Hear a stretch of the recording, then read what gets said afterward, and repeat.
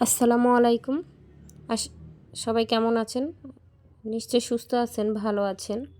আজকে একটা ছোট মাছের চচ্চড়ি করব, মাখা মাখা। তো এখানে আমি পেঁয়াজ কুচি নিয়ে নিয়েছি, আর সব রকমের গুঁড়া মশলা দিয়ে দিলাম, টমেটোও কেটে নিয়েছি, তেল দিয়ে দিলাম। তো এটাকে এখন ভালো করে হাতে মেখে নিব।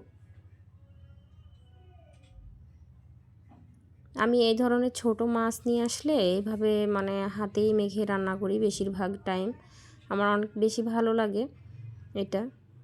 টমেটোগুলো একটু বড় হয়ে গেছে, সমস্যা নাই, একটু বড় বড় টমেটো আমার ভালো লাগে খেতে। যাই হোক, এটাকে ভালো করে মেখে নিলাম। রসুন বাটা দিতে ভুলে গিয়েছিলাম।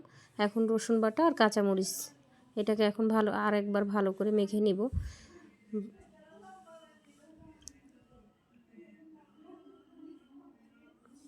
ছোট মাছ কার কার ভালো লাগে? আমার অনেক বেশি ভালো লাগে। বড় মাছের চাইতে আমার ছোট মাছ অনেক বেশি আমি পছন্দ করি। একটুখানি পানি দিয়ে দিলাম। পাশের চুলায় ভাত বসিয়ে দিয়েছি। ভাতটাও হতে থাকুক, আর এদিক দিয়ে মাছটা বসিয়ে দিয়েছি আমি।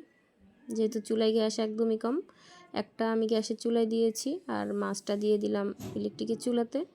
তো এই যে মাছটা আমার উতরাইছে বলে, কেউ বলকাইছে বলে।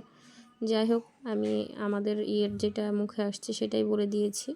ভাতটা এর ফাঁকে হয়ে গিয়েছিল, আর এখন রং চা খাবো, যেহেতু সবার এখন ঠান্ডার সিজনে রং চা খাবে সবাই।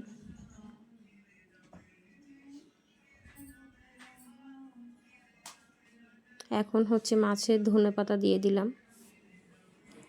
মাছটাও হয়ে গেছে। মাছগুলো অনেক সুন্দর লাগতেছে, রান্নাটা অনেক বেশি সুন্দর হয়েছে, কালার দেখেই বোঝা যাচ্ছে। যাই হোক, নিজের প্রশংসা নিজে করতেছি।